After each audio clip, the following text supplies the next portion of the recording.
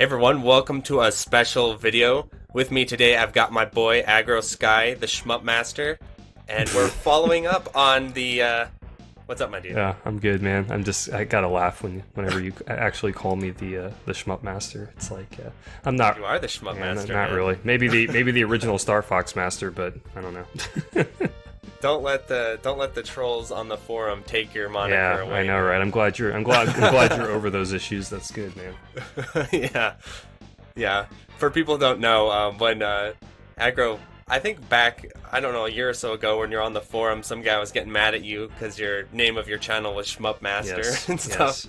It was like, when I released my Guardian Legend video, and the shmup mode, and he accused me of playing easy mode shmups, even though he hadn't really looked through my channel to see what games I played. So, and I'm like, well, my Thunder Force 4 is not exactly an easy mode shmup, and Sector X is not an easy mode shmup, but there are some easy mode shmups on there. But anyway, yeah. But it's all just arguing about semantics. It's the forum, that's what they do. Dumb. When it's like, it's the name of your channel, people chill. Yeah. Okay, so anyway, so on your channel, speaking of your channel, we have a sister video to this where you did a no-miss, no-hit Starfox Super Nintendo run, and we commentated that, and to our knowledge, it was the first video of that nature. And so no one's contested it, which is amazing. I mean, other than people saying they did it when they were kids, which is fine, whatever. But other than that, there's been no contesting. I even had people say they looked on YouTube and nothing, and obviously I looked quite a bit and I couldn't find anything. So yeah, it's as far as we know, it's legit. So now we had to do 64 now with you. So right, and as much as you love Super Nintendo, I love 64. So it's a great combination of interests. So this run here, I want to explain a little bit to the people, because if you're not a shmup player, it's going to be kind of a foreign concept. But in a lot of shmups, there's a concept called a 2-all, where you beat the game on normal difficulty, and then instead of the game just ending, it loops over to expert mode or hard mode, and then you got to beat the hard mode and fight the true last boss. So to clarify, with Star Fox 64, when you beat it on the easy route, how does that work? It immediately loops to the next route, the harder route? Is that how that works, or what does it do exactly? Right. So with Star Fox 64, you got to be a little more creative, because Nintendo weren't directly making that happen. How it works in Star Fox 64 is if you medal all the stages in the normal difficulty, which I did, it unlocks the second difficulty option, which is expert mode. And so this is kind of like a route or whatever way to play the game that I sort of made up. So that's why I have to explain it a little bit. I understand that. Yeah, so the way the rules are for this is I play the first normal difficulty, playing mostly Route 1, kind of the regular route that you go through, which is actually harder to medal than Route 2 because of Venom 1. Venom 1 is a nightmare on normal mode to get that medal. Sure. So then after you do that, I just immediately fast forward through the ending, go into expert mode, and then play mostly Route 3 planets, except a few I avoid because of RNG issues, and then beat the true last boss, and consider it all in one. You do it all in one sitting, you consider it all in one run, and then you add up the scores between the loops. Just like you would in Dodonpachi or Ketsui. It just takes a little extra effort on your part. Since that's where I was confused originally, because I know with the first Star Fox you can't do that. So when you told me you were doing it with this game, I was like, did they let you do that in Star Fox 64? Right. But they don't. You just made up your... Okay, it makes sense, though. That makes sense. Right.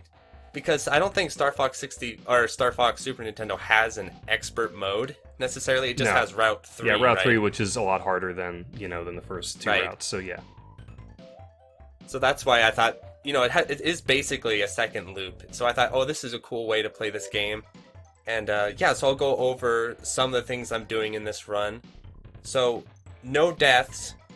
Obviously. No deaths, but also more difficult is medal every single stage. So if I fail the medal, then I fail the run. So how does the medaling work exactly? Right. So in Star Fox 64, there's some criteria you have to nail to get the medal. The big two being, you need to pass a certain score threshold for each stage, and each stage has specific score requirements. And the one that's a pain in the butt, and the one that ruined most of my runs, is that your stupid allies cannot die. So many runs were lost to Falco being an idiot and dying. Yeah. Like, I had 2 of them that were the end, like at the last stage, and freaking Falco flies into me, blows my wing off, and then dies. I'm like, what? Yeah, I'll talk about Falco a lot more during the run, but the dude drives me insane. Yeah, he did for me too when I played, right. when I was playing. Why is that? Why is Falco the one that's just the pain in the ass, I wonder? I think it's because the way he's programmed is to be the more aggressive. Right, yeah. Right, but he's not smart, he's just aggressive, and so he gets himself in a lot of trouble a lot of time, and he'll blow off in expert mode too, I have to explain. So when you go into the second loop, as I call it, expert mode, the rules change a little bit. So the score requirements are the same. You actually get more enemies to kill, so in some ways it's easier to score in certain ways. However, the difficulty gets ramped up. You know, you take a lot more damage, and the really annoying part is if anything so much as touches your ship physically, so it could be your allies, it could be an enemy ship, it could be the ground, a building, anything touches your ship, you blow a wing. And when you blow a wing, you lose your laser power-ups, and you lose a lot of health, and you fly funky. Like, blowing wings is not fun. Yeah, so, same in the first game. It's not fun at all. Right, right. So that's kind of how expert mode works. Also, another additional challenge I made for myself is that I'm trying to break 30k hits overall for the entire run. So that's like pushing the scoring in this game. Other than the scoring in this game is interesting because if you play it a certain way, which I don't, I'm kind of playing it more traditionally. But there's this mechanic called I think no lock charge shots. And if you play the game that Zallard has great videos of this if you guys want to check it out. If you play the game that way, you can rack up insane amounts of score.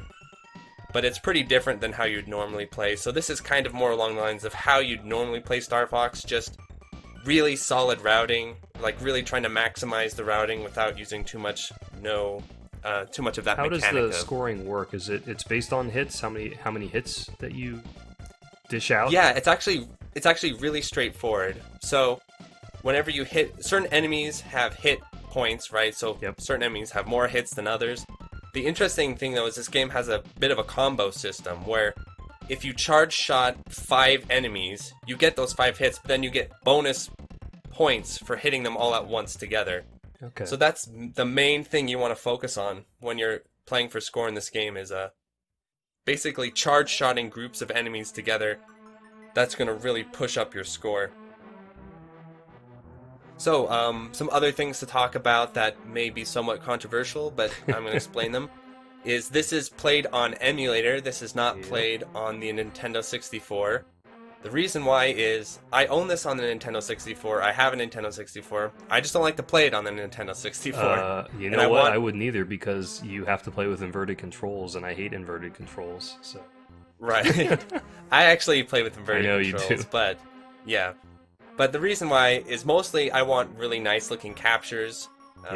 And you can capture an N64. An N64 high quality, is just so muddy looking. Even with an RGB capture setup, it's like it's just so. Even if you look at the emulated footage, even look at the game, like a lot of the I guess it's a lot of the static graphics are blown up and they look like shit. It's just the polygons look nice and sharp, but like it's because of the limitations, obviously, of the console. Right. And a fun fact about this game is if you play a lot of Star Fox 64, this game is like the embryo that birthed Ocarina of Time. So you'll see a ton of textures, a ton of pieces of Ocarina of Time in this game. This was made before Ocarina of Time. And actually, a fun little fact for the Zelda fans is somewhere in Ocarina of Time is an R-Wing from Star Fox 64 that they had. It's left over in the code because they just used this engine to make Ocarina of Time. Okay. So that's why the water textures and even a lot of the music, you should listen to the music between the stages. You're like, wow, this sounds like Ocarina of Time music. So they're kind of sibling games in that way. That's a cool, that's interesting. So I guess they were in development at the same time, or around the same time, and they used assets, switched assets between the two of them. Right, basically, yeah, exactly. That's exactly right. So, Played on emulator because I basically want smoother gameplay. I want what setup are you using? Nicer, what emulation cleaner setup? So I'm on RetroArch, and I'm using Modafin or whatever the hell it's called. Yeah, I think RetroArch using this core is a really good N64 emulator. It's my chosen. I like it better than Project 64. And then the other thing that's going to be a point of contention for some old school people is that I'm using auto fire on one of my buttons. So one of my buttons auto fire laser, and then my other button I use to charge the laser because you have to hold it to charge it. Oh, so okay. the thing about auto fire is that shmup players, especially these days, we're not Twin Galaxies anymore where we hammer the buttons all day every day. And Starfox 64 is like Metal Slug, where if you're playing it for, I played this for a lot of hours, man. And there's some stages, I'll point them out when we get to them, where it just wants you to hammer that button forever and ever and ever. The thing that's nice about auto fire in this game is that the game is programmed around the existence of auto fire, so it doesn't break the game. You can actually mash as fast as this auto fire goes off. So I think it's more of a convenience thing and more of like a modernized way to play the game. Right. And in fact, in Star Fox Zero, they give you a burst fire. And so I think even the Star Fox devs recognize, okay, we should have put auto fire in the game. So once again, you're correcting things that should have been corrected in the first place. Right, and this is kind of my way to play the game. Right. I also want to explain that there's no precedence for this way of playing Star Fox. So I'm sure people will say, "Oh my God, speedrun.com does not accept this way of playing Star Fox," or Twin Galaxies doesn't. This isn't a speedrun anyway. So this isn't a speedrun. This isn't me trying to beat Zallard's score on the console, and this isn't me trying to submit something to Twin Galaxies. This is me basically saying, I think this is a cool way to play Star Fox 64, a really fun way to play this game, and I want to show it to the world. So, for real, that's the point here. So I just know people are gonna get all fired up about me using auto fire and all that. So I am proud to say that on my channel I have never played an emulated game. So. Right, yeah. But that's okay. I understand. Like my channel's like full. Well, dude, you play a lot of a lot of arcade stuff, and also it kind of has to be unless you want to go through the insanity of trying to, get the actual arcade boards and find a way to capture them. I don't even know how that works, so I'm sure it's crazy. What you got to do. It's an undertaking for sure. Yeah. And like I said, I do actually own the game on N64, but I like to play it this way better. So well, the footage is just going to look so much better. I mean. It is, definitely. N64 and I think it's more fun to play because it kind of cuts down on that fog that the N64 has, so you can actually see the game, So definitely more clear. Alrighty, so you ready to get into the run? Let's do it, man. Let's do it. Here we go. So I just started off with a little bit of the main menu here to show you that, so once you unlock the expert mode, you can toggle. So we're in normal mode now. Coming into Corneria. So Corneria is, I think, one of the best stages in this game, in both loops. It's a really well-designed stage, really fun to play. It's one of those stages where I don't mind playing it over and over, and I'm really happy with the score I got on this run in my Corneria. I think in both loops the score is pretty solid. Dude, you're gonna get shit just for the fact that you have your hands there with a 360 controller playing Star Fox 64. I can just see it now. I can hear it now. Yeah, it's coming. But I actually wanted to show this too because I'm really tired of how traditional people are with these games, where it's like, oh, you have to play it on the console. You have, it's like everyone's got their rules. But look how good that looks. Look how nice and clear it is and crisp, and look how clear, how sharp the polygons are. It looks really good, man. This game looks good. And when you're playing, it plays well. You're like, wow, this plays way better than on the N64. Right. And I also included the hand cam because I think it's cool to show you kind of what I'm up to. So it's also interesting seeing the evolution of this from the first game and how they just expanded on everything just so much. Such a big difference. Buildings falling over, that was similar to the first stage in the first game, but here everything's more detailed. There's more of it. Yeah, it's very cool. It's I had fun on the stage when I was playing through it. I had less fun later on, but you know. Right. Yeah, we'll have to talk about the sections that drove you a little crazy. Yeah, we're not there yet. But here's the first Falco annoy you part of the game. You have to rescue him, and he just dies at a certain point. So you have to rescue him before he gets to the left side of the screen there. Otherwise, he just dies, and then your medal's gone. He already took some damage. Yeah. See, when I did my run, I made sure no one took any damage. But I know in Star Fox 64, that ain't gonna happen, impossible, man. Like, it's not gonna happen. So these guys are worth 5 points. Another thing that's interesting about the first loop here is that you can kind of do what I call taken hits, where sometimes you'll see me take damage, but it's intentional just to get the hits. What did you do? Right? What did you just do right there? You did a barrel, like a what was that? It's not a barrel somersault. Yeah, you did a somersault, but why did you do it? Did you have to do that? You get an extra bomb. An extra bomb, okay. Yeah, and that was an accidental one. Yeah. I was feeling a little too swag there for a minute, and let's go for it, man. And you missed. Well, the funny thing about Star Fox 64 is people complain about accidental somersaults in Star Fox Zero. That's like a huge thing. People are saying like, "Oh, this game's not good because of the motion control or whatever." Because it's actually just on the gamepad. The way if you hit the buttons at the wrong time, like if you're trying to brake and pull up and you do it too quick, you'll get a somersault. Okay. The thing is that happens in Star Fox 64 all the time too. Right. So it's like just part of the series. So yeah, you can play in first-person mode. I like never do, but. Yeah. Did you just speed up? Did you just speed up the cutscene? Yes. Okay. That's cool. Yes. So I'm speeding through the cutscenes, dude. Yeah. Because again, this isn't. They can be long and annoying, anyway. Right. This isn't a speed run either. So if I'm just trying to cut through all the unnecessary just stuff. Pure gameplay. Yeah. Pure gameplay. So I'll just speed up right through the cutscenes. Yeah, we got this guy. That boss push gets over. Yeah. That's funny is that boss in the first loop is just like a non-factor. If you lose a wing in the second loop, he can get you because he's a lot more aggressive, and he has an attack. When you lose a wing, you lose a lot of damage, so you can't insta-kill him like that. Okay, so we're going to the asteroid field. Okay. So this is a really juicy stage for points. Especially when you get a certain thing. I mean, for the asteroids, right? Just so you can break them up into pieces and shoot more. Right, the asteroids give you a lot of points. And it's funny because I found that certain asteroids can give you a little more points than others. It's weird. And then there's one of them that you can just randomly charge shot and get a point off of. Okay. I'll point it out when we get there.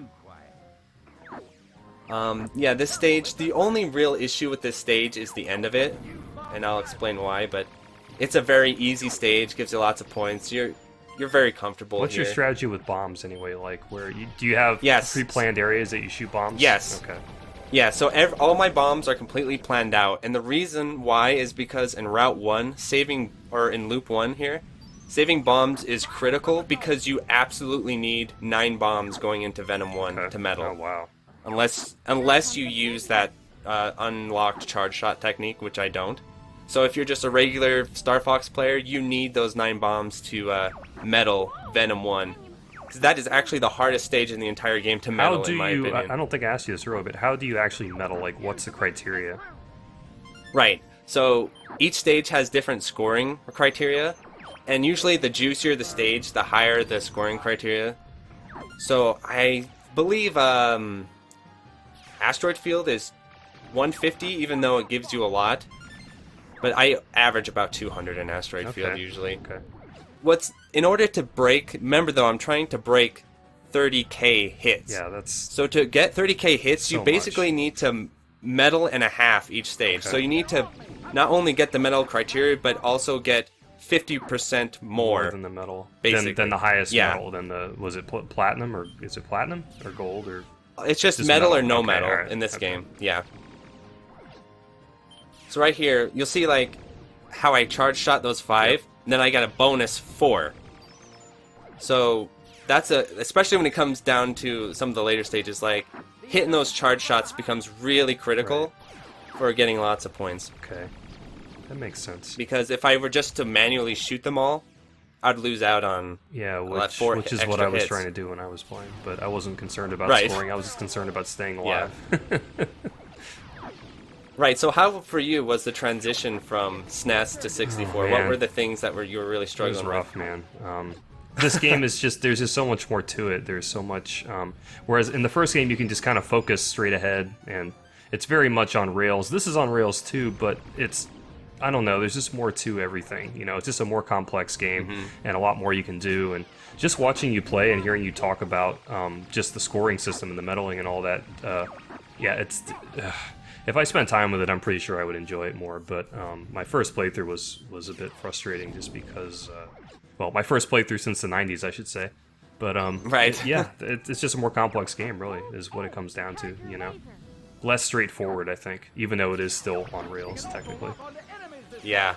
So this is the hardest part of the stage, where I need to nail all these speed gates or whatever. And in order to do that, the game kind of messes with you a little bit, because it has these really juicy sections there where if you charge shot those rings of enemies, you'll get a lot of hits. But I found that when I was trying to charge shot them, I would just miss the gates too often, so I had to just say, okay, I have to lay off some of the later hits there, just because I keep missing the gates, and I'm tired of, the chances go down a lot. You had to make a sacrifice, basically. And so when you hit all the gates, that was slick right there, what you just did. Yeah. So when you hit all the gates, you go into this mystery zone, and this is where you get all the points, man. This is just like a bonus stage points bonanza. How did you get in here again? Because I didn't end up. You have to hit all those speed gates. Oh, that's what it was. All right, okay, got it. Yeah. And some advice for people who struggle with hitting the speed gates is the banking system for the controls in Star Fox 64 is really important, especially when you get into second loops, where for instance, if you turn your ship to the right, your right turns are now faster, and your left turns are slower. Same thing if you turn it to the left, your left turns are slower. So you'll see certain sections of the game where I get a little swaggy, and I'll bank left, bank right, and make sharp turns and stuff. And so once you understand that the banking system gives you a lot more control over your ship than just trying to fly it normally all the time, that's how you hit those speed gates, because they're really hard to hit if you don't bank your ship correctly. There's so many. So I think the game was trying to teach you about that. So many bombs, man. It's like, give me all the bombs. Yeah. So the funny thing is you have to be really careful not to go too bomb crazy in that section, because that section gives you a lot of bombs, but if you come out of it with like 1 or 2, you're gonna really struggle to hit the higher score requirements in the later stages. And you skip the boss too. Yeah. So the boss, it is definitely way more beneficial to hit those speed gates and go into that bonus zone for scoring. Okay. It's like the boss gives you about 10 hits. That bonus zone gives you about 100 extra. So possibly more if you do really well. Okay, so now we've transitioned into my favorite, the all-terrain mode, or whatever you want to call it. So when we talked about Star Fox 64, you said, you love the all-terrain mode. Oh, yeah. All-range mode. It's pretty much your favorite part of the game. Yes, I love it, man. It's so great. And in fact, you were saying that you wished Star Fox SNES was all-range mode all the time. That would be. I mean, then I would just play Star Fox 2, I guess, if I wanted that. Yeah. I mean, look, it's I like dogfighting's cool. Dogfighting in Star Wars is great. Dogfighting in like World War II simulations is great. But I don't know. Or like a Crimson Skies or something like that. But in Star Fox, I just don't know, man. I mean, it's just my opinion. I know you love it, but explain why you like it. Explain why. Right. So one thing I want to really comment about this stage, it's one of my favorite stages, but playing it in Loop 2, no freaking way, man. Because these ships ram you in Loop 2 and blow you up. It's like RNG hell. So in my original 2 all runs, I did include this stage in the second loop instead of doing Aquas, because I don't like Aquas either. But it was RNG hell, man. I'd be doing so well, and I'd literally get hit by 2 ships, like bam, bam, dead. Run over. Because they just fly into you. They kamikaze you. They kamikaze you, yeah. All right. And what's funny about this stage, to medal in the stage, is you have to murder your own troops. I love that. It's like my favorite part of the game. It's funny. Because it's so cathartic. You finally get to take revenge on your enemy, or on your allies who get in your way. So you can't hit, obviously, your wingmen. But see this ship I'm flying after, the kind of lighter colored ship? Those are Bill's homies. And Bill gets mad when you kill them, but it's actually strategic to kill them. They don't give you hits, but what it does is they're stealing your kills, basically. So you got to take them out to get all the kills. And if you leave a few of them around, as you see, they'll get tailed by a bunch of these enemy ships, and then you can charge shot the enemy ships for a lot of points. Okay. So the strat is basically murder everyone. Murder Bill, murder your allied troops, and murder the enemies, get them all except out of the your way. wingmen. All out of the way. So, remember earlier I was talking about the controversy of, or the likely controversy of me using a rapid shot or auto shot? It has a Achilles heel, though. The Achilles heel is that in all range stages, you can insta-kill your allies if you're not careful. Because you can just be rapid shotting and they fly across your rapid shot and take like half a bar of health. So there is a balancing factor to the rapid shot in this game, which is you have to be really, really careful with it because you can murder your own... And if you kill your ally, metal gone, run over. So, like, preserving their health is probably the hardest aspect of actually this run, is because they're random elements. Even Slippy sometimes does dumb stuff, and it's, you know, which is weird. Which is weird because Slippy was the dumb one in the first game. He was the one that was always getting killed, you know. So it was kind of the in this game it's Falco, I guess. It's interesting. Falco and Peppy are your biggest concern. Yeah. Sometimes Peppy can be a pain in the butt too. What is funny about Slippy is in lore of the game, Slippy is the shitty one that always gets hit, always gets stuff. But because it's in lore, the game makes it predictable, the game makes it preventable, and it actually makes Slippy kind of smart. For instance, if Slippy gets a bunch of people on his tail, he won't die as fast as the other two. He'll like cry a bunch, but he won't actually die. Whereas Falco or Peppy, they get someone on their tail, it's like, you got to get there ASAP because they're gonna die. So So your score up there changed colors 0 to 100. It changed colors when you hit 150, so that means you've got the medal. Okay. I've got the medal. This stage is actually one of the harder stages to medal when you're first learning the game, because let's talk a little bit about all range mode. All range mode. So the thing about all range mode and why I love it is because there's kind of a underlying art to playing it well, where you have to bank all your turns. You want to do a lot of braking, and you basically want to be turning your ship very quickly at all times, and then you have to kind of assess whether or not you want to charge shot stuff. So if an enemy is really far away, you probably shouldn't charge shot because it'll miss. So like if they're really far away, you just want to manual shoot them, and then when they group up like this, you want to speed up behind them and charge shot them. Okay. So there's a lot of tactics, I guess you can say, that goes into the all-range mode. That's why I like it so much. I just saw Falco ram you and then yell at you about it, saying, I'm on your side. It's like... Get out of my way, Fox! He rams into you.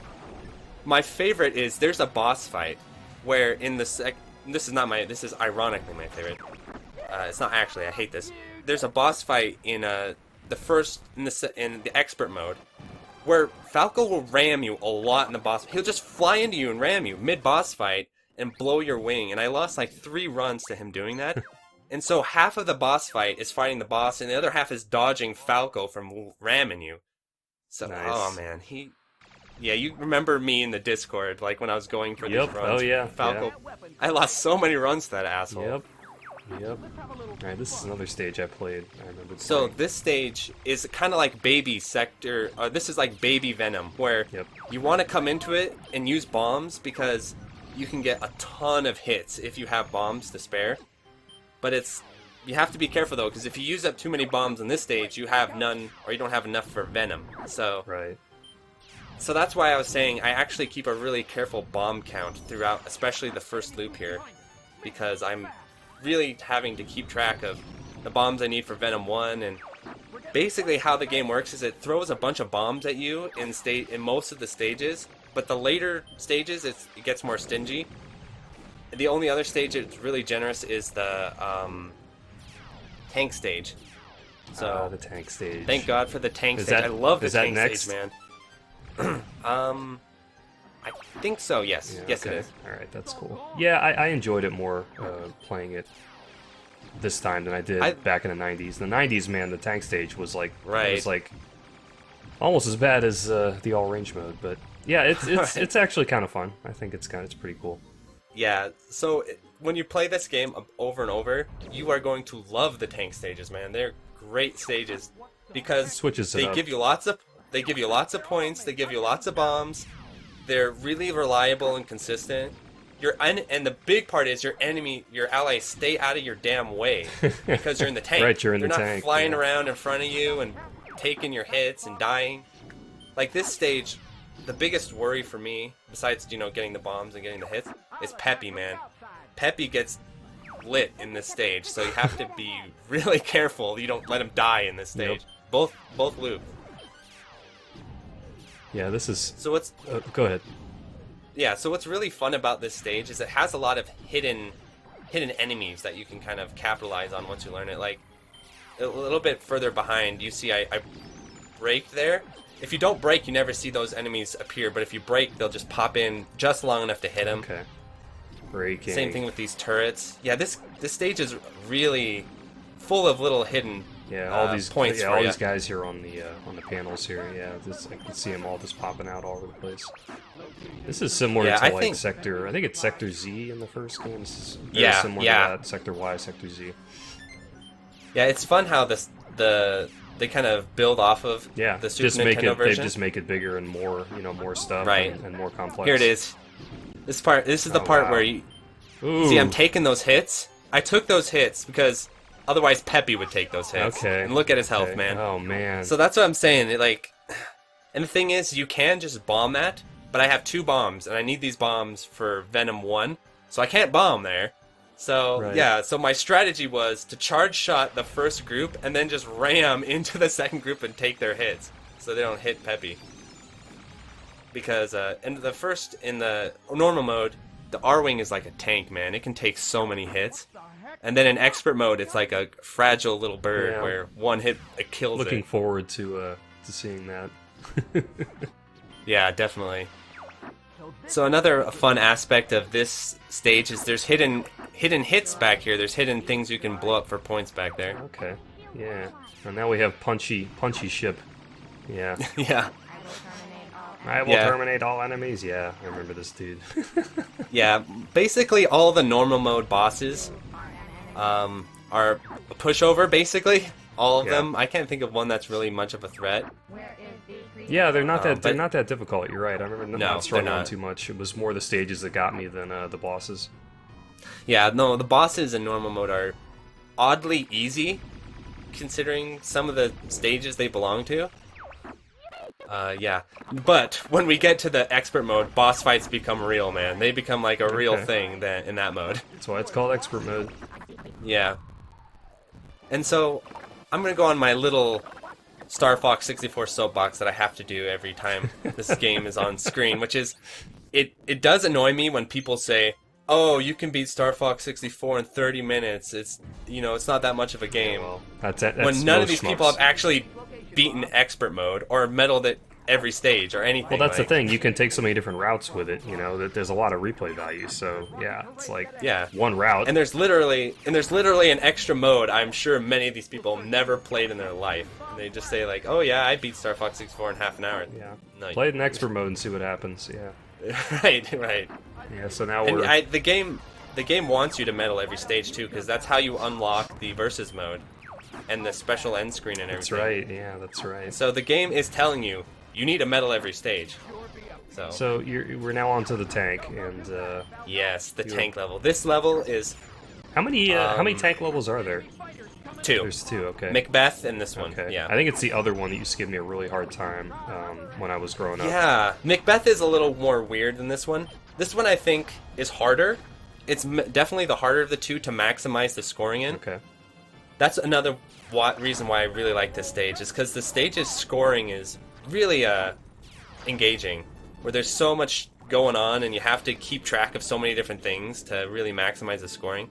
Like, there's like a section here that'll appear where there's enemies flying from the left, enemies flying from the right, mines in front of you, and then other tanks coming to ram you. And so you have to like really quickly prioritize who you're gonna hit and why.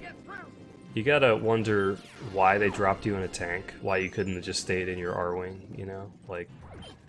Right. It's because the tank is really swag. I guess so. Starfox uses any excuse to get in the tank that he can. He's like, oh shit, there's ground. Put the tank on. We gotta get down there. Is there a tank mode in Starfox Zero? Yes, there is. There is, okay, so they brought the tank back for that too. The tank is really good in Starfox Zero as well. Okay. The stupid propeller ship sucks, though. Just avoid those stages. Propeller ship? Yeah, I haven't even Oh, seen that. man. I forgot to mention my favorite bit of dialogue in the entire game. We just talked over it, but it's when you start the tank, this level in the tank. I swear Fox and Falco are like flirting with each other a little bit. It's my favorite part of the game where Falco says, like, you look great in a tank, Fox. And he's like, thanks, Falco. Like, they're like oddly flirty. In the rest of the game, they're yelling at each other, but in this stage, in their horribly voice acted voices too, 90s voice acting voices. Oh, I love the voice acting. In this game, I'm man. Sure you do. I absolutely love it, dude. Like, I don't want it to be better, but I love how it's part of the cheesy charm. it is, and yeah, like it's so memorable too. That's why there's all these memes for this game, like do a barrel roll and all that stuff. Yeah, do a barrel roll is so iconic nowadays. I think it's synonymous with video games. Period. You know. Right? Yeah. So I think of the voice actors, as much as I despise Falco as a character in the game, like I love his voice acting the most because it's so, it's so sassy. I don't know, I really like it. I wish it was deeper. Like maybe it's just from the first game, his gibberish voice in the first game was very deep. So I just envisioned him having a super deep voice. But then I played this, recently and was like, what the hell, man? What happened to his voice? But so, yeah, absolutely. Yeah, sorry to cut you off. Okay. Just there's a scoring trick to these bombs, these rock guys, where if you let them throw the rocks and charge shot the rocks like I am right here, you get a ton of points. And I figured this out like 2 runs before this one. I was like, oh snap. So anyway, I'm sorry to interrupt you though. You're saying that just Falco's voice. Yeah. Voice was it should be more manly. It should be deeper. Yeah, I mean he's an asshole, and he should have a deep, kind of menacing voice. So I thought they got it right in the first game, but that's okay. Do you remember Slippy's like gibberish in the first game? Yes. It's like really deep, man. Yeah. Yeah. I think the gibberish has its charm too, but obviously in a game that's more in depth like this, the voice acting made more sense.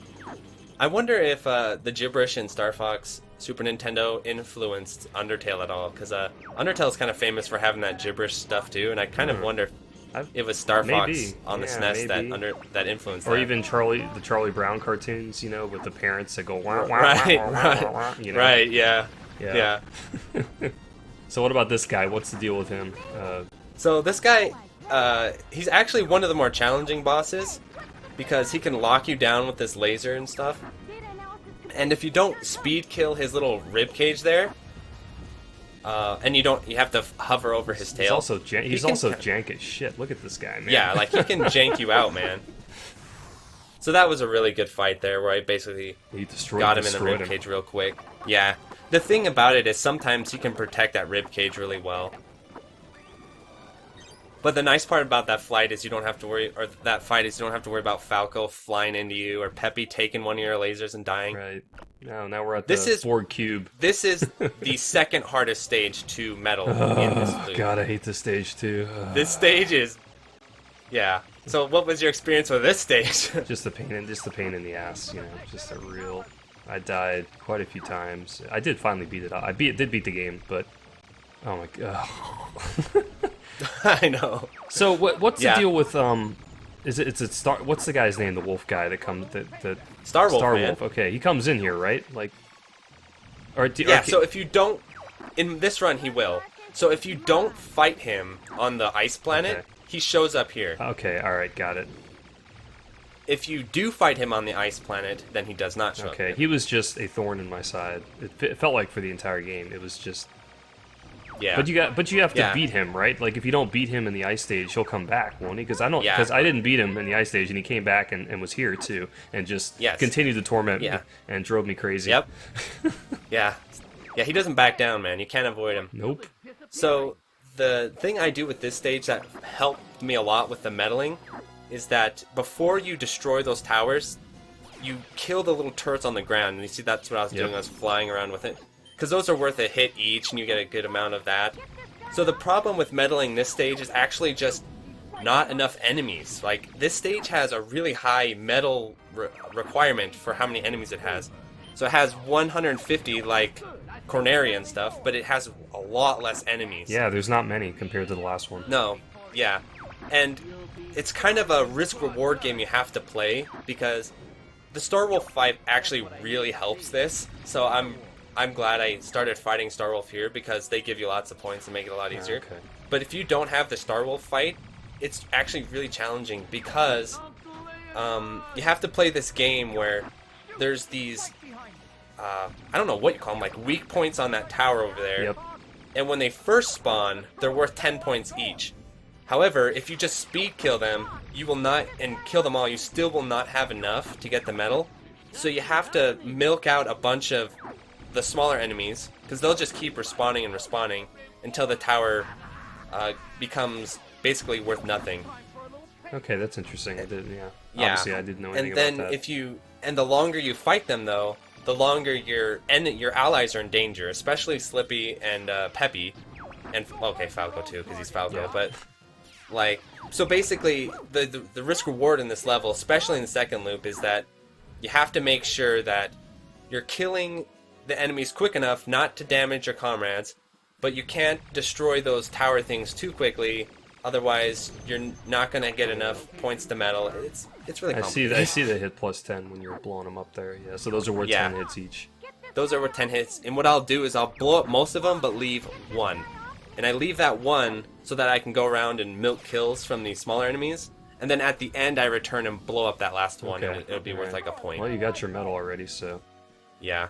Well, thanks to Starwolf. Like, Starwolf makes this stage a lot more simple, because they give you a lot more hits. Yeah. Oh, God. I kind of wonder if Nintendo was kind of thinking... I think what it was, this is my conspiracy theory, is that they thought you couldn't medal this stage without Starwolf. They're like, most people won't be able to medal this stage without Starwolf, so they want to force you to play the route for Starwolf to appear. Okay. But it is possible to do it without them. It's just kind of a pain in the butt. Harder, yeah. Oh, there you go. Yeah. Alright, here we go. This is the part where I actually get a little nervous, because we're going into Venom 1, you're going to Venom, dude, of course. Venom 1 is the hardest stage to medal in the game, period. Is it? Doesn't matter first or second Venom loop. 1, This stage, Venom 1, Why? is really hard to loop, because...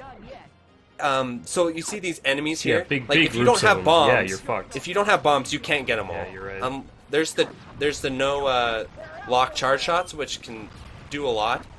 But even with those, man, this is just a really tough stage to medal. You're using a lot of your bombs already. Yeah, just to get them all. Yeah, so I just dropped... Those are all strategic. You need to drop like 4 right out the gate just to get 69 hits, man. And the medal requirement is 200. So we got a lot to go. Wow. Yeah. And you have to be... Like, this is where I'm like really focused in, because getting these medals... This medal is the hardest one in the game. The medal par is 200. Yeah. And the second hardest is Sector Y at the end, for a different reason, though. So here's a trick that I do. I found out. I bomb there, but then you follow the other Falco. side. Or follow Peppy, because Peppy will lead you, actually, to the better. You have to learn the right ways to go, too, because certain ways will give you a bunch of hits. Again, a bomb. Oh, I screwed that up. Yeah. So certain routes, forks in the road, will give you more hits than others, objectively. So you have to learn the exact right way to go to get enough hits. Right. So right there, and then I come to the left. Yeah, I like how Left you're gives you more shooting hits. down one aisle and then going down the other way. Right. So you're getting double the Another points. Another reason why having those bombs is important. Yep. Yeah, and you're out of them now. Yeah. So we're at 50, but we're already near the end here. So this is like, okay, clutch mode time. Yep. I've got to get this. And there comes a part right here. This is it, where you can get a ton of hits. But if you mess it up, they all evaporate, so you have to be really careful. Yep. And I kind of do a little bit of no lock charge shotting there. Do not follow Slippy ever. Like, he has no hits. He leads you the wrong place every time, man. Yeah, so this section's just dodging stuff, not a big deal. No hits. Yep. Kind of take a breather. Yep. Here, I don't even bank. I'm in so serious I don't even do any banking or anything. Palms are sweating. We've got 192. We're good. So, the interesting thing about Venom is the boss does not give you any hits. Andross does not give you any hits. Right. But, so, forever I was like, holy crap, you got this guy in the cave coming up here. Right, so there's the guy in the cave. He's going to give me enough for the medal. But some runs, I didn't have enough. But actually, there's some secret hits you can get where there's these turret things when you're going into Andross. And you can blow those up for points. I actually didn't realize that until way too long into this process where I was like, wait a minute, so this you can blow these up for points? So this guy doesn't give you any hits either? He does. He gives you 10. Okay, alright.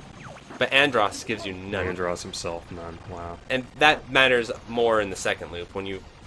second loop Venom is easier to metal in a way, but also hard in another way.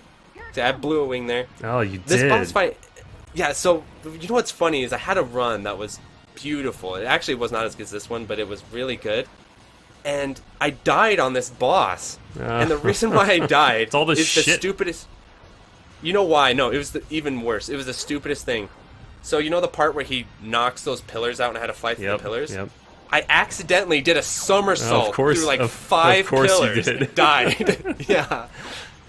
Oh shit, I'm doing it right now. You're doing it right now, man. I did that, but like in a spot with a bunch of them, and I just died, and I was so mad. These pillars are such a pain. Are they random every time? Or do I think there's a pattern to RNG? them. I think there's a pattern to them, but I never really learned it.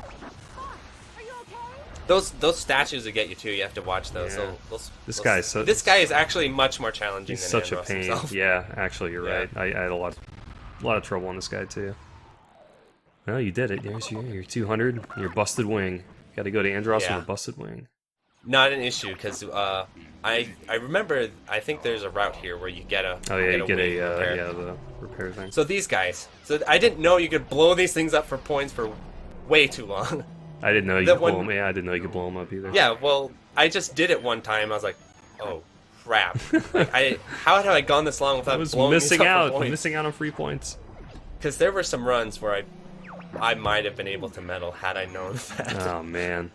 Yeah, like I actually did pretty solid on this one. I think I'm gonna end up around 218 or so, 216, 17, 18, somewhere in there. That's pretty solid, honestly, because most of the time I'm like barely squeaking in for that medal. So this, I actually did get a 2-all before this.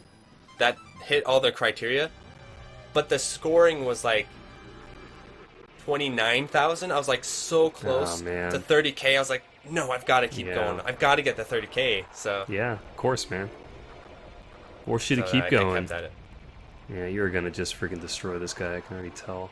Oh yeah, Andross is just a pushover. Yeah. So if you want to be really swag, you can just shoot the bomb into his mouth and kill him. I think I might do that. I can't remember what I hope so. I remember. Yeah, I did. You did. I remember one run. I was so locked in to this concept of 2-alls that I thought I could carry my bombs in between loops. Oh my god! So I killed Andross with like 3 bombs in reserve. I'm like, this is gonna be so good going into Corneria 1. And I was like, wait a minute. No, wait, this is Starfox 64. I can't do that. Right, yeah, I just made up this whole looping thing. It's not a real thing, so yeah. Right. You don't obviously you don't carry your resources. So this is when you fast forward through the ending and you go back to the beginning, select expert mode, and start over. I'm feeling really happy because I'm pretty sure. So the interesting thing is that the scoring for expert mode and the scoring for normal mode are pretty equivalent, actually. So it's really important to get a high normal mode clear because the expert, they're both about 15k basically. Mm-hmm. If you do really well in expert mode, you can get higher than that, but most of the time it's kind of around that 15k area. So I was really happy after that because I think I did 3 runs before this, and each run is like 45 minutes, right? Yep. And the 2 ones had failed seriously in the last 2 stages. Oh, yeah, so geez. 15k. So yeah, exactly, pretty much exactly half. Yeah. Yeah. So I was like feeling it, like, okay, now we've got to get the second loop. Now this is where the run from the second loop, nothing. You're never safe. You are never safe in expert mode because your allies can just randomly die. They can randomly blow you up. You can just blow up randomly, like some stray hits. Like this is where I lost so many runs. So, like loop 1, I only lost runs mostly on Corneria or on Venom 1. But this one, man. So is your routing is you take a different route this time, right? Like slightly? Okay. Yes. Or no, completely. Very different. Okay, very different. All right. And why is that? Is that due to no stages are repeated? Okay, no stages are repeated. Did you do that on purpose? Like just yes. Okay. Yes, because repeating the stage 1 loop again for 1 would be mostly easier. Especially if I just did loop 1 and then I went into Venom 2. I'm like, that's not hype. You gotta, it's like loop 2, you gotta play the other half of the game. Yeah, that makes sense, yeah, okay, cool. Right. So we get to see the rest of the game then, for the most part. Yeah, and you obviously have to play Corneria both times. Yeah. That's why, when you go into expert mode, Corneria expert is actually quite a bit different than Corneria normal. Like, there's a lot of changes. But that's mostly with Corneria. The other stages really aren't that different, other than just the damage increases and a few extra people here and there. So, I remember when I first played expert mode, I was like, holy crap, like, they really remixed this game. Yeah. And then it's just Corneria they do that with. Yeah, I mean, in the original Starfox, when you...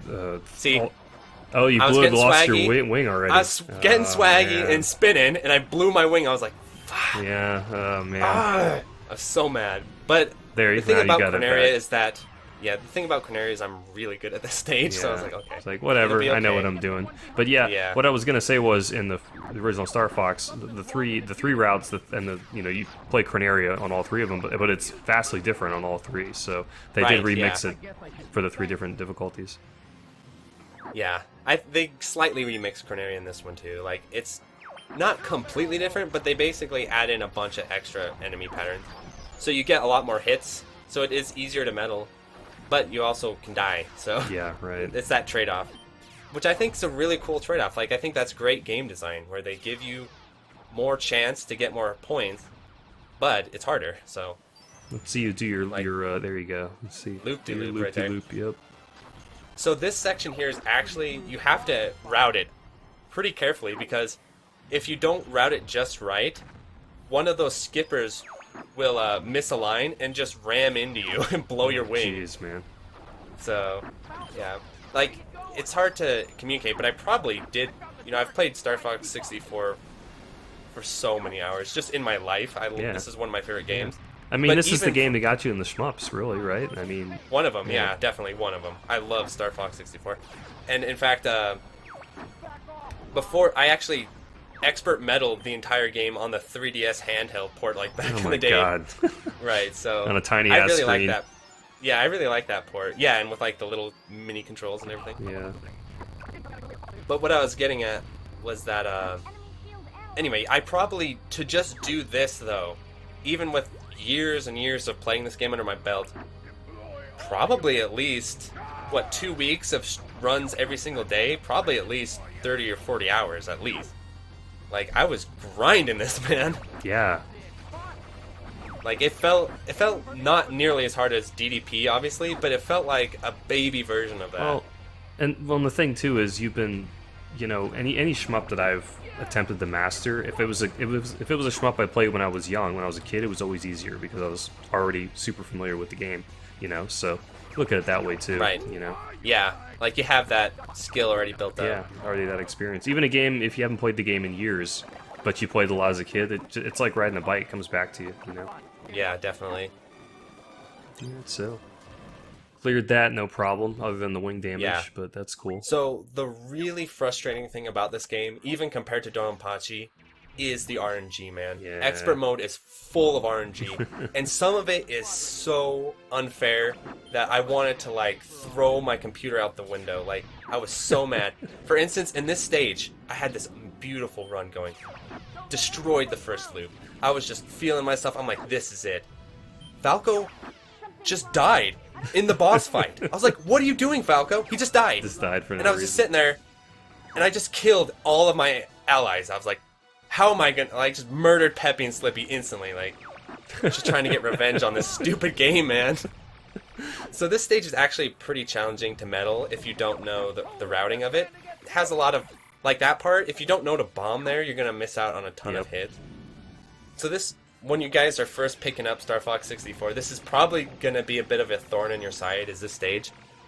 This is Sector Y, right? Yeah, this is Sector Y. Because it's kind of hard to medal, to be honest. Even in the first loop, it's a bit hard to medal. Is it 100? It's 150, right? That's 150, okay, yeah. It's just, oh, this part sucks, man. Because there are certain parts in Star Fox 64, they have enemies coming from behind, enemies spawn behind you. In expert mode, sometimes they can just spawn on you and blow your wing. So, like... Is it easier to get your wing blown off in expert mode? I mean, like, does it take less damage? If anything touches you. If anything touches you. Okay. Anything. Your wing's gone, right, man. Okay. So that makes it all the more worse. Right. The only thing that won't blow your wings is like bullets. So bullets won't blow your wings, but any sort missiles, of object or enemy or any whatever. object, yeah. Right. And some enemies shoot missiles too. So missiles will blow your wings. It's only like laser bullets that don't blow. How many times do you lose your wing in expert mode on this run? Probably we'll find out. 4 or 5 times. 4 or 5 times. Like, it's gonna happen. All right. Man. So we've seen one. I'll keep count. Yeah. So we've had one so far. Right. Yeah. I remember blowing your wing. This stage sucks too. So I think I might lose it. I can't remember. The runs start to. This is like it's been a while since I got this run, man. It's been like a month or so. Yeah, so. it's been a little while. Yeah. And all my runs blend together in my brain, so I can't remember what exactly happens in some. There is some clutch moments in this one though, man. Those are coming up, so I'm excited for those. But I think this stage, if I recall correctly, went pretty dang well. Does Fox wear sunglasses in expert mode? Yes, in expert mode, he's got the glasses, man. He's got the shades. I just noticed that. That's hilarious. Yeah, that was, when I was a kid, that was like my favorite part of expert mode. I was like, oh my god, he's got the shades on. He has the shades on in space. You know, he's got to keep those solar. Yeah, you got to keep. Out of his that's true. Keep the radiation. So one time, so we're talking about blowing my wings. One time I blew my wing on that box, on the item box. Yeah. I was like, God damn it! Dumb shit. This dumb stuff. Yeah. Yeah, man. Like that. Anything can hit you and blow your wings. Oh, this boss fight sucks. So there's two of them. So these are the mini bosses, okay. And they give you 3 hits each. So they're nice for that. But man, this boss fight sucks because the enemy movement is extremely erratic, and so you have to be very conservative. Because if you just try to go like all in on these guys, they can just boost into you and blow your wing. And it switches to all range mode basically. It seems like. Yes, yeah.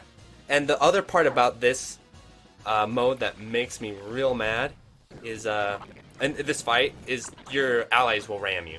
This is another one of those infamous allies ramming you fights, especially Falco and Peppy. Like they just I don't know what it is. They but ram you and then blame you at the same time. Yeah, right.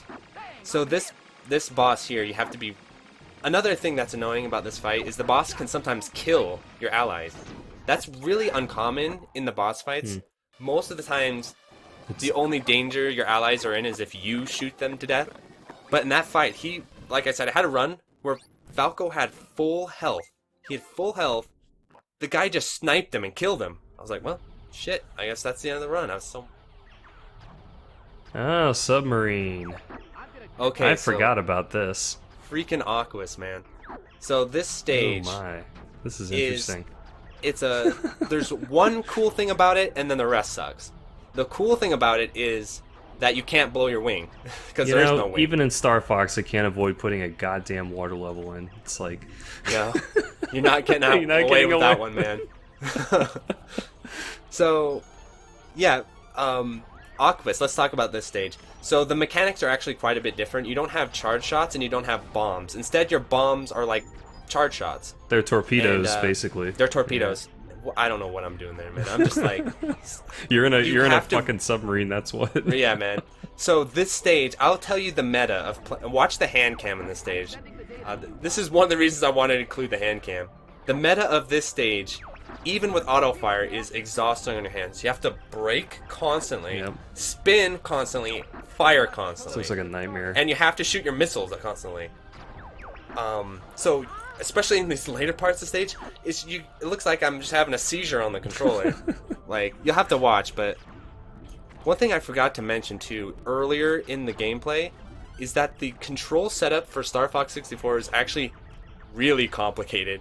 It is probably one of the most complicated games to control I've ever played. Setting up the controls correctly, because there's a lot of buttons involved, man. You got your stick for banking, braking, turning. You got your auto fire. You got, even without the auto fire, you got your fire shot. You've got your bomb. You're right. It is really complicated. I was confused for a while. And then it's really complicated. Yeah, I actually had to like sit down on a piece of paper and like write out my control scheme of how to play this stupid game. And the thing about it too is it does not control well on the original 64 controller at all. Like, if you want to start doing more advanced maneuvers like banking, charge shots, firing, and all this stuff, like the N64 controller is not quite made for that. So you have to do a lot of what's called like claw grip, where you have to kind of hit the buttons with your fingers rather than your thumb, because you have to hit multiple buttons and stuff. That's how I used to play Soul Calibur. Right, exactly. So yeah, that's one reason too why people wondering why I'm using a 360 controller, is because 360 controller has 4 shoulder buttons, which is your friend in this game. So I'm kind of clawing it, but I'm clawing the shoulder buttons. Look, I'm clawing right there. See the claw? Yeah, I see it doing it. Yeah. Yeah. Spin, spin, spin, spin, spin, spin. You have to claw this whole stage, basically. Do a barrel roll twice. It's not a fun stage at all. No, it looks like a fucking nightmare, dude. Yeah, it's not a fun stage. It's dark, especially in expert mode. Dark. There's bullets everywhere. There's shit everywhere. Like, it looks sluggish, you know, like the controls, because you're underwater. It's very sluggish. The hard part too is it's actually kind of challenging to metal. So you have to metal it, you have to break the entire stage and like milk everything. It's 150 on this too. I guess it is. Yes, it's 150. Where are your Slippy and all them aren't with you here? Yeah, that's another silver lining. Your freaking allies are out of your face, man. So it's actually really, really helpful in expert mode, because again, you can't blow your wings, and your allies aren't there, which means you can use the stage to recharge their health, which is really valuable. Yeah, because like I said, Sector Y can be kind of a randy stage, and sometimes they'll take a lot of hits in Sector Y.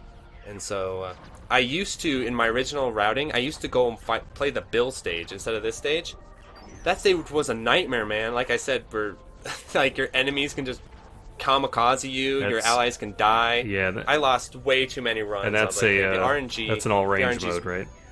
Yeah, that was the one where it was all range, and it was like in that planet with Bill, and you're shooting all your. Look at this, man! This is just bonkers. This is I'm just looking at your fingers, and you're just constant spin. Right, and this is one of my strongest justifications for using auto fire. You do this about 5 times. You know, you're playing the game for hours, so you're mashing it for, let's say, 6 hours, you know, of attempts, and then you got to play freaking Aquas and just mash and mash and mash and mash, and then the boss fight, dude. You'll see the boss fight. Yeah. It's even more mashy than the stage. So, I'm like, it's like chaos, that part in Metal Slug with the train, where the game just literally makes you hit the button as fast as you can, and if you don't, you die. I don't know if you remember that part, but... Dude, shmups shmups that make you, that don't have auto fire is really annoying. Yeah, especially these style of games where you're shooting a lot and you're just throwing out a bunch of bullets. Like, ones where you have to mash, basically. I think auto fire is 100% justified. I think like I said, it does not break the game. It is programmed to lock it at a certain rate. So we got a giant clam. Wonderful. You can mash the bullets this fast if you just really go to town. So these little, I don't know what, like sea urchin things that come out of it. See, what the hell is that? An eel, I guess, or something like that. Some sort of eel, yeah. Yeah. So the little membrane things they come out of are worth 3 each, which is really nice. That's one nice thing about this boss fight. is that it gives you some extra points compared to most boss fights. You get 9 from the eels, and then you get 10 if you kill it fast. So this is why it's really mashy. It's these little pearl fire the thing shooting pearls at you. The more the boss fight goes on, the more aggressive they become, and you have to clear out the pearls to hit the main enemy. And I remember when I was doing this before, I was using auto fire, and my hand was just getting so exhausted, man, because you're just hammering this button, and the fight can go on a very long time. If you don't, it's like, can you mash fast enough? You can hit him. If you can't mash fast enough. How long did you practice without auto fire before you said fuck it and decided to use it?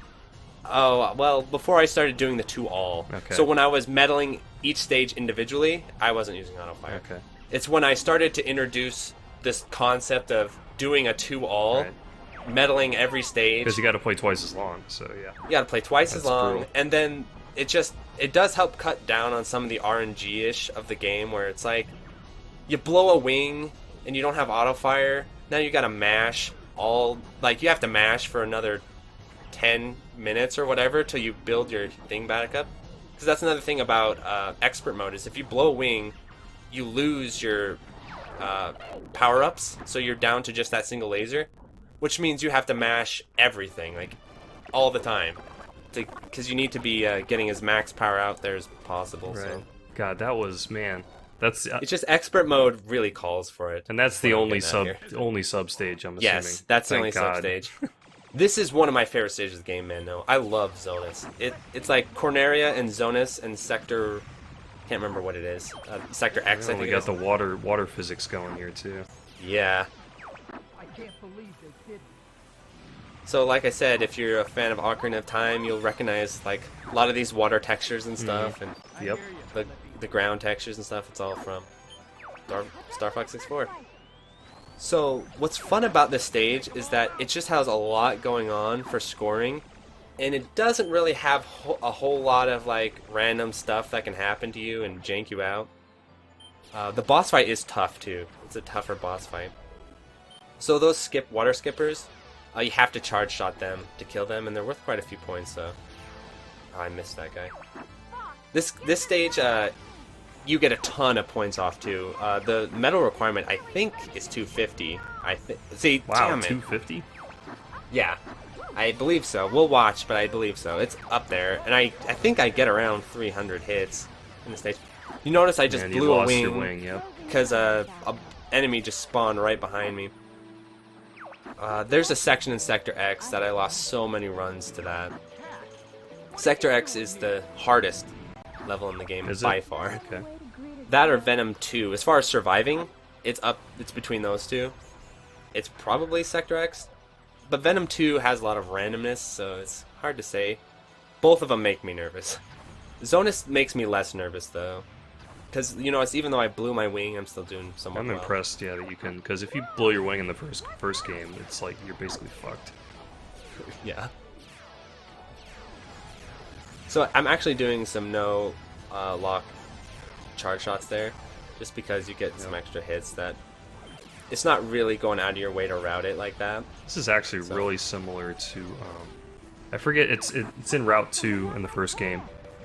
It's a water stage like this, and there's big, like, eel things coming out like that, and it's very similar. Yeah, man. It's pretty cool. Those eels, you gotta really watch them, because not only will they blow your wing, but they'll do a ton of damage. Yeah.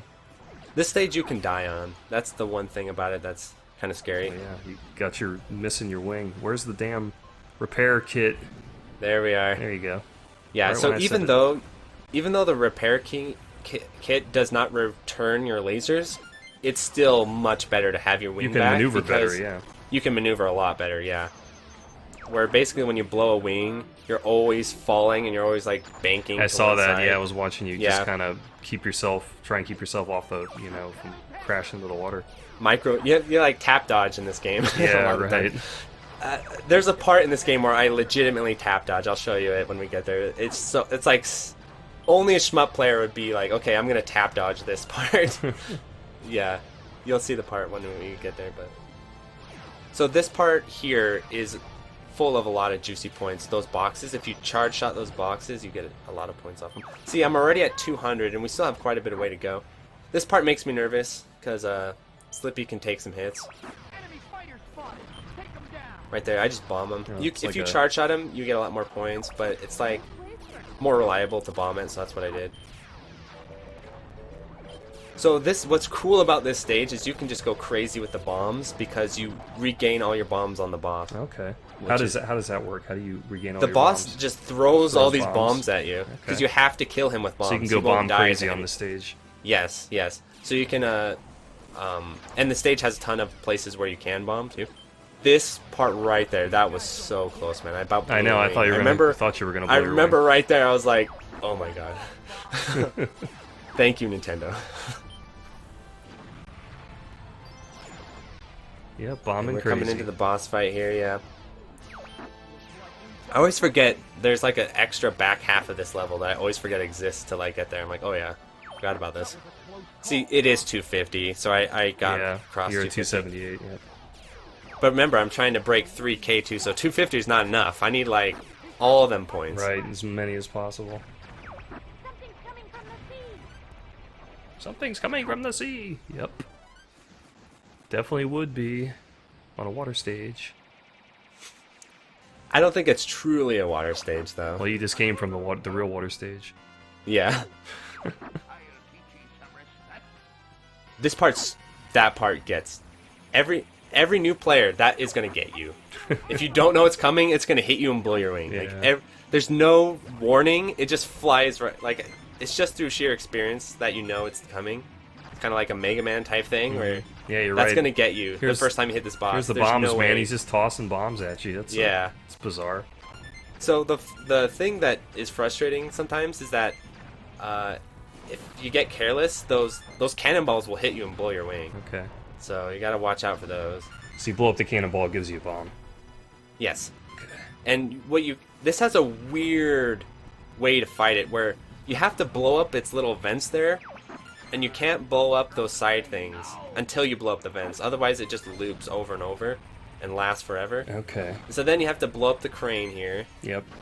So it's gonna repeat now. Now you gotta blow the side things. Like, there's kind of a procedure to fighting this boss in the correct order, otherwise it just loops over and over. Yeah, they keep respawning, I guess, as things. Yeah. Like, I remember the first few times I played this boss, I was like, how do I even kill this guy? The final phase is very, very scary. I think I do an amazing job on it. Yeah, I don't even get hit. But the final phase of that attack is really scary, even at full health, because if that cannonball hits you, it'll blow your wing, and then you can also just get kind of thrown into the oncoming fire and die. Oh shit! Like so like that. I was really. You made it. Really you made it look easy, that. man. It didn't look. Yeah. It didn't look very difficult. It's like one of those things where if you dodge it, it's like, oh, that's not bad. But if it hits you, you're dead. So it's like one of those. Here's Macbeth. This is the kindest stage in the second loop. Back to Macbeth. This is like the happy. Yes. Oh my god. Oh my god. Oh my god. I'm having flashback nightmares of this stage. Oh my. This is it. This is the one that broke me on this game back in the 90s. Was this stage? Yeah, Macbeth. It's a tough stage when you don't know what to do. It is really tough. The thing about it though is in expert mode, it is your friend because it gives you so many hits, and your stupid allies are not going to get in your way. They're not going to die. They're not going to steal your hits. And so it's just like a great recharge stage. And you get lots of bombs for Sector X. Yep. So this stage is like like an oasis in a desert, man. It's a really good stage. I just remember the damn train. Oh, God. Yeah, so that's why I'm saying I love the tank stages, man. They're just so good. I like the other one more than this one. Macbeth? I don't know which one I like better. I think it's called Titania or something like that. That one I think is the better stage, but I have a soft spot for Macbeth too, so I like them both. Well, Macbeth was in the first game, that just wasn't a tank stage. Right. I think I know the part that drove you crazy is the boss fight with the switches. Is that the part that just? I think so. Yeah, I'll know it when I see it. Yeah, because it's. So these. Yeah. Good. These boulders here, I don't do a really good job in this run I think I was just freaking exhausted at this point. Yeah. But if you hit those boulders with charge shots, you can get lots of extra hits on them. Let's see if I do it here. Yeah, look at that. Yeah, you got So I got 7 extra hits by charge shotting those. And you blow up the train as you go along. Yeah, you blow up the train as you go along. You actually, there's certain parts where you don't want to blow it up too early because it'll spawn boulders and you can milk the boulders for hits. Okay. I think it's coming up here. Yeah, right here. So Yep. this one I don't think you can kill it early, but there's a second time where he does it where if you kill him early, you won't get the boulders. I did good with those ones. Oh, dude. Absolutely. It's crazy when you haven't seen something in 20 years, roughly, and then you see it again. Something that's haunted your dreams for that. Because I swear, when I think of Starfox 64, I thought of this stage. Because it drove me crazy back then. This is crazy that I'm seeing it again after all this time. Yeah. Oh, man. I think I'm knowing the part that's going to annoy you. Is it the part right here with the rails where you have to hover them? This is it, man. Yep, this is it. Yeah. Well, I remember when I was a kid, I did not know how to hover the rails, and those just destroyed me every time, man. Oh, I totally remember this. I love how Peppy tells you on the second rail. Like he lets you get nailed in the first rail, and he's like, "Okay, why don't you try hovering on the second rail?" Dude. This checkpoint's actually really useful because it gives me health back. Oh, that's good.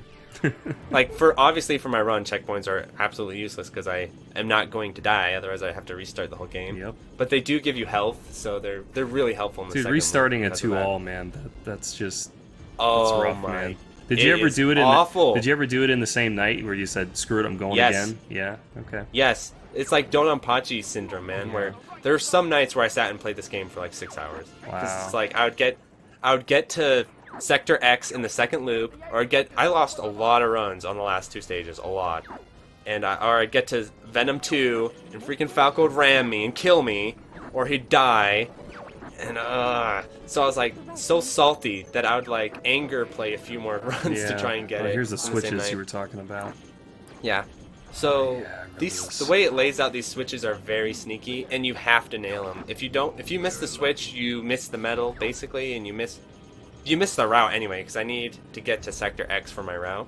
So yeah, like they're not that hard to hit once you know where they are, but you always kind of have a bit of like nervousness that you'll miss one of them. Yep.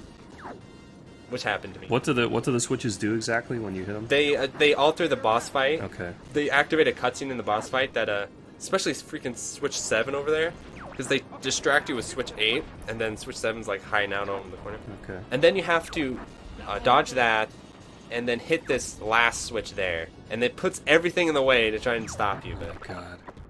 there we go. Yeah. Okay. It switches the track.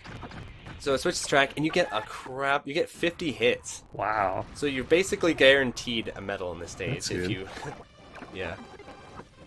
I don't think I ever beat that guy. I don't think I was ever able to. Yeah, well, the boss fight's really challenging if you dude. don't do the cutscene. I mean, I'm watching you do it. on. Yeah, I'm watching you do it, and it looks difficult. Look at me. Look at my hands. Yeah. You can see Yeah. the fear in those hands. You're shaking. Freaking Sector. This is Sector X. This is the. Oh man, this is the run killer. This stage, I lost a lot of runs to this thing, a lot. But I came into it with a good amount of bombs. Those that's mines? really good. Yeah, and they can screw you I up. bet they will. Having bombs right here. Those dudes. If you're on the right side of the screen, they will ram you and blow your wing. And if you blow a wing right early in the stage, it is so hard to recover. So early on, I was trying to be all optimized and everything, so I try and dodge them and hit them. But after you lose like 3 runs to that crap, you're like, forget it. Yeah. It's not worth the 4 hits to get that amount of risk. So I just started flying to the complete other side of the screen and just letting them pass. Yeah, avoiding it. So these satellites here, they want you so bad to kill them because you get lots of extra points. But they're actually really challenging to kill, and you can take a lot of damage. Yeah, look at your damage there. yeah. So it's a big risk. Like, I killed one, got whipped. I was like, okay, let's back off. There's plenty of. So the score requirement in this level is 300, man.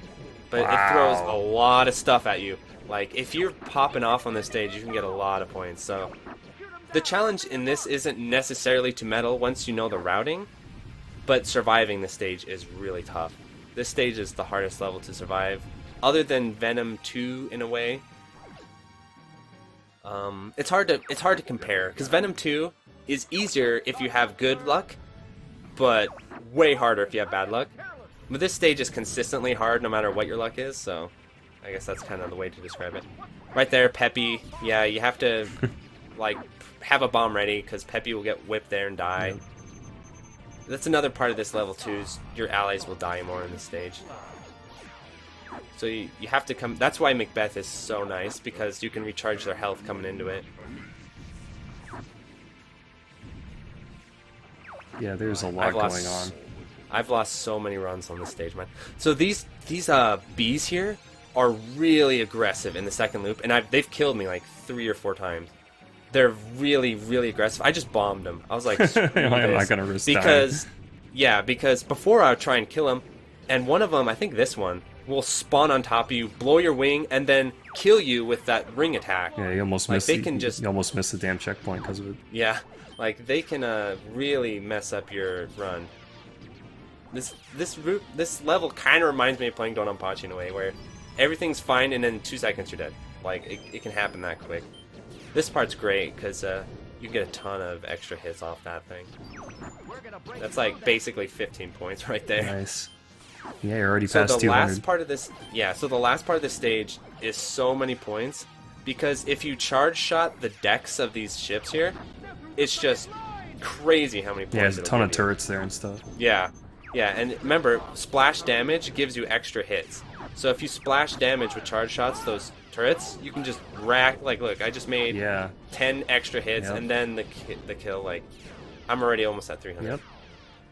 So right now, I'm not worried about getting the score requirement. I'm worried about dying, because look at this so you just like, lost ball. You just got both your wings blown off. Yeah, dude. I just blew off my freaking wings. I bet you're just like, oh fuck. Oh fuck. Man, I was like, fuck.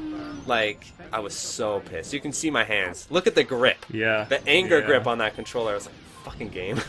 So I got my freaking wing back though. But look at my health. Oh man.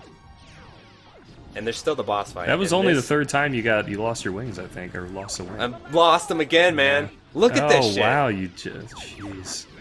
So coming into this, I was like, oh my god, look at your life, man. This is shmup mode. I have no wing. No life. I've got no charge One shot. hit. This is also the hardest boss in the game.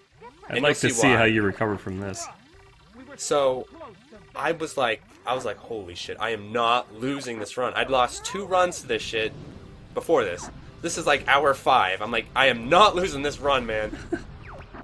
But, man, this is a horrible situation. Because look at this. Yeah. So these things, right there. Oh my god. They will get you. Like, the only way to dodge those is to know they're coming. Yep. Like, they're not like, there's like no tell for them flying. And so what I did was, I was like, okay, there is a route that I figured out how to fight this boss without getting hit, but it is tedious and long. But I'm like, I don't care, man. I'm not losing this run. I'm going to lame this guy out if that's what it takes. For instance, what it wants you to do is it wants you to shoot all these missiles. Yep. But if any of these missiles hit me, I die. So I'm like, no, I'm just going to barrel roll in circles like this and wait them out, man. I'm not even engaging with those things. Also, since my wing is blown, like, it's really, really hard to aim the laser now. Yep. And you have to speed kill those energy balls. If you don't speed kill them, they respawn, and you have to redo the whole loop. So this fight can go on and on and on and on. And if you don't speed kill these tentacle things, you have to it just repeats. So this is a horrible situation. And then these ships spawn here. Any of those ships hit me, I'm dead. Yeah, it's a worst case scenario, honestly. This is worst case scenario. And it's also horrible because not only is it shitty for this stage, but now I'm going into Venom 2 with, if I survive, with no power-ups. Yeah, and a busted wing. That is a night. Yeah, I'll regain my wing, but I won't have any power-ups, which is a huge deal. So this part right here, if this laser hits me, I'm dead. So, like, I'm basically just flying this pattern and hoping, like, okay, I'm pretty sure this pattern is safe. Like, you can't really react to too much in this boss fight. So, the only reason I really do well in this part is because I've memorized the boss fight, and I've memorized how to dodge all the patterns. He gets some serious damage right here, so that's good. So, you got him. You know what's crazy? You know what's crazy, though? I lost a run just like this once, because if you boost while he blows up, it'll kill you. It'll hit you and kill you. Oh, wow. So I literally died as the boss blew up because I boosted into him. Yeah. Okay, so, oh my god. And here we are. This is so scary because... Oh, it's all range mode, okay. It's all range mode. It's really close-knit, and these guys are really, really aggressive. And you don't have a power They're up either. So aggressive. And boom. Like, they'll blow you, like, just like that. You get rammed, they'll blow your wings. I was like, oh, this run's over, man. This is a really bad situation right now. Because not only are they aggressive towards you, they're aggressive towards your allies. So I had a run just like this, and they just killed Falco in like 3 seconds. Like, Falco's dead, run over. Remember, if your allies die, the run is over because you can't get the medal. It's like, oh my god. And then look how aggressive Wolf gets with me. So I am hammering the barrel roll button, man. I'm like, man, I remember thinking like this. What's the goal like, with this one anyway? God. You're just supposed to kill... You gotta just kill them. And you have to kill them pretty fast, otherwise you won't get the medal. But the worry isn't the medal at this point, because as long as I kill them somewhat well, I'll get it. But the crazy thing is, though, is even if I'm sitting here barrel rolling like this, they can just kamikaze into you. They will just ram you and kill you, and there's no barrel roll is going to save you. So right at this moment, I was like, it's over, dude. It is straight up over, man. I mean, you're back. There's no way I'm surviving. It's back to shmup mode again. Oh, I was like, this shit is over, man. Because I haven't even killed. So I took one out, and that beautiful. That was like saved your ass. Was like the saving grace, man. I can't believe he dropped that. When I saw that, I was like, oh, like I couldn't believe it, man.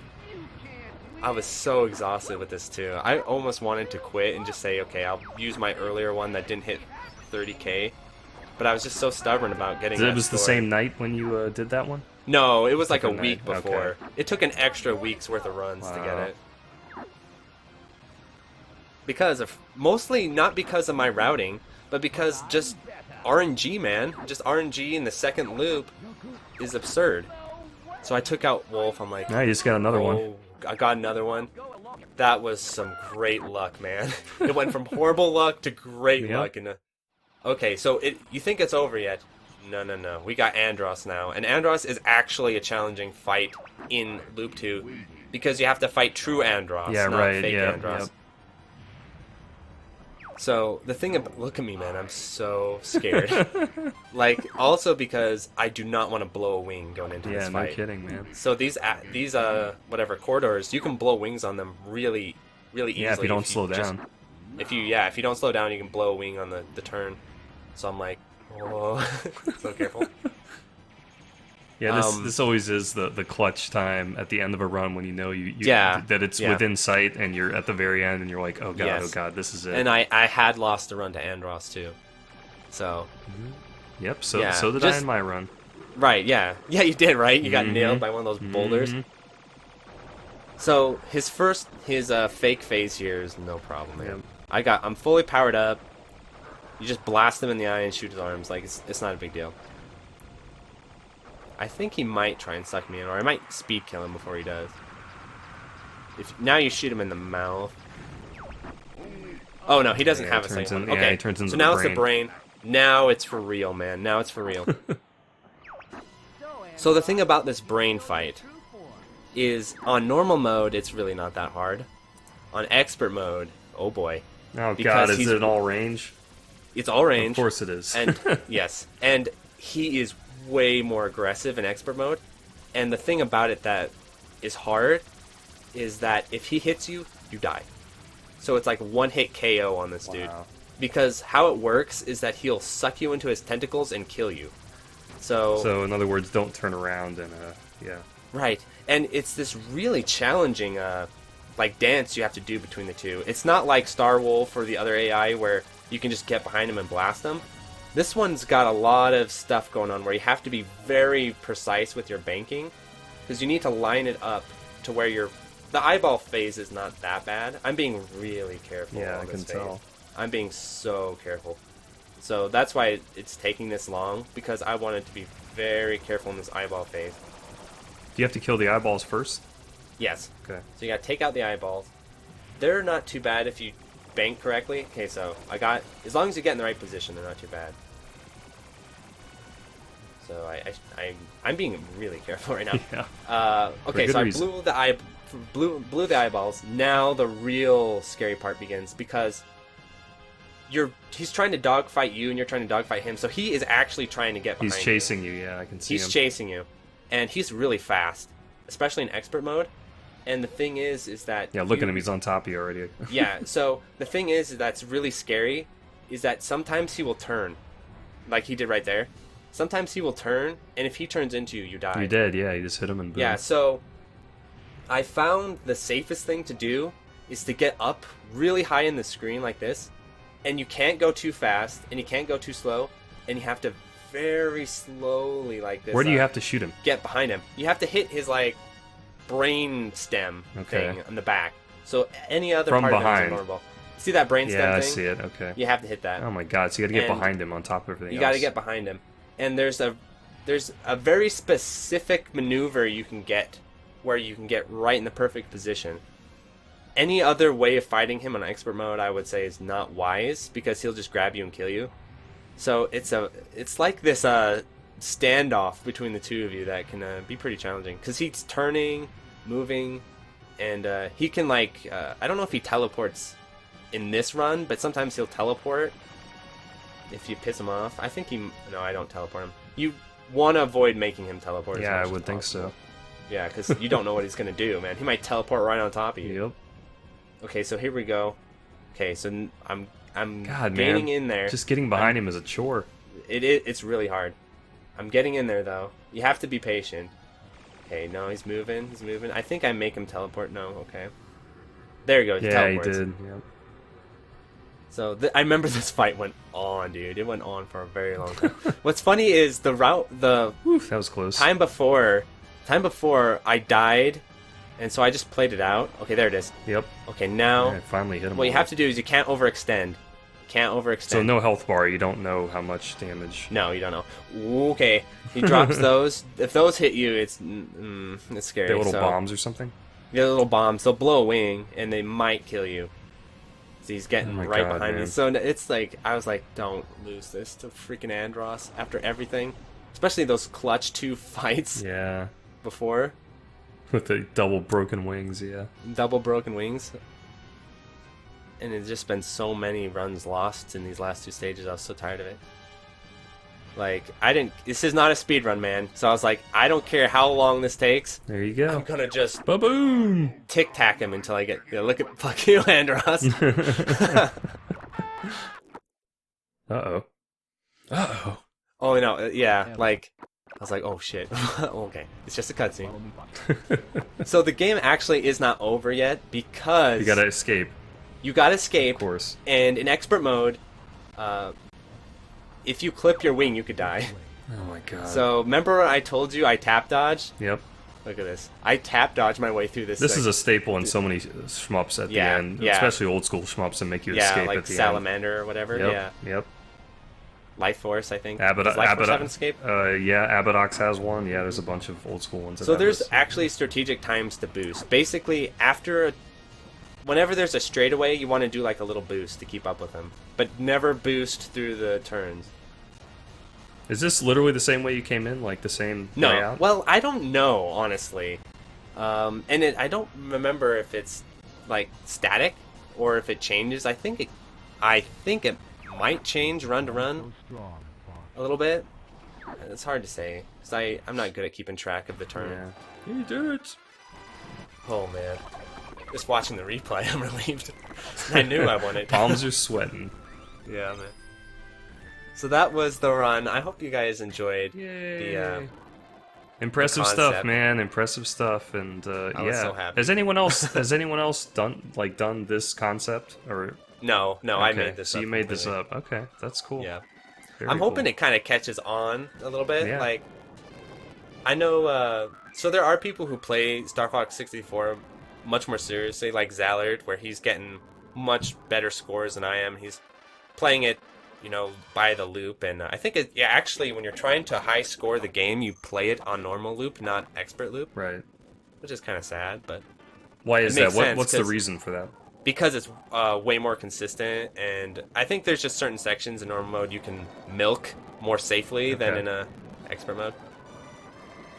But I kind of feel like, theoretically, expert mode could get you the most hits. You would think, you would think so. Right? Like, I don't know. So that does make me wonder. Great! Yeah, so we got, that's the true end screen. You'll notice that Andros didn't appear. Yep. And look, man, my highest score ever. 1602. So what was the total? Total was... So it was 31k, man. I got 15 something or other in 1602, so I broke 30k. So happy. That's awesome, man. I was like, man, I can play something else now. Yeah, I know, right? That's always the relief when you're done with a run. You're like... You're a little sad, but at the same time, you're like, oh, I can go somewhere else now. I can do something. I can play something else. Yeah. Well, thanks for joining me on the commentary, man. Thanks for having me. It's a long run. I think it's really fun talking about this. Yeah, we're at, I think, about an hour and a half into this at this point, man. Yeah. But for real, props impressive. To anyone who's tuned in for the whole run, man. Gold medal for everyone who stuck through the video. Yeah, for sure. And did not just... If you fast forwarded right to the end here, I'm calling you out, man. Yep. And now you can go watch my run if you haven't seen it. Yeah, definitely. Yeah, I'll link it in the description because, we're like... I wouldn't say Fox and Falco because I don't like Falco. So it's like... You can be Fox and I'll be Starwolf because I like Starwolf. So there you go. We're like the team, man. The Starfox team. Well, awesome. Now it's just looping. So... Yeah, man. Any last thoughts before we head out, or anything you want to talk about? I think I'm good, man. I mean, we had an hour and a half to talk about it, and it's impressive, dude. I'll just say it. I couldn't do it. I don't think I could do it, man. It's just watching it. I think you could, but you have to fall in love with Star Fox 64 first. Yeah, exactly. Kind of how I fell in love with the janky ass first game. I never imagined when I picked it up. Last year that I would end up trying to do a no hit run. Like it just insanity, I don't think it's quite as insane as what you just did, but it's definitely crazy. I think if you do Route 2 or 3, that's going to be absurd. Yeah, I don't know about that, man. Route 3, dude, forget it, man. I don't know. Yeah. That's like expert mode on crack, so. Yeah, for real. Well, awesome, man. And if you guys don't know, we're on a podcast together called Game Fellas on Aggro's channel, man. Shmup Master's channel. You got to check that out. Yep, check that out too. And thanks for watching, everyone. And thanks for tuning in. Thanks for having me, Mark. Yeah, no problem. It was fun. Before closing this video, I'd also like to thank my patrons, Dingo, Anthony A., Ben Wynn, Brian Shiver, Double Vision, Dunpill 2064, Full Set, Retro Shmupper, Gus, Kiwi, Jacob Spring, Jake Ryan, Joe Angelo, John, Kay, Kinotosi, Quentin, Mark Sloan, Maz, Nathaniel Davis, Annie Electron, Okla Kugels, Omkal, Rhizosis, Sugumo, Plasmo, Young Money Sui, and Yutakaya. Thanks for watching.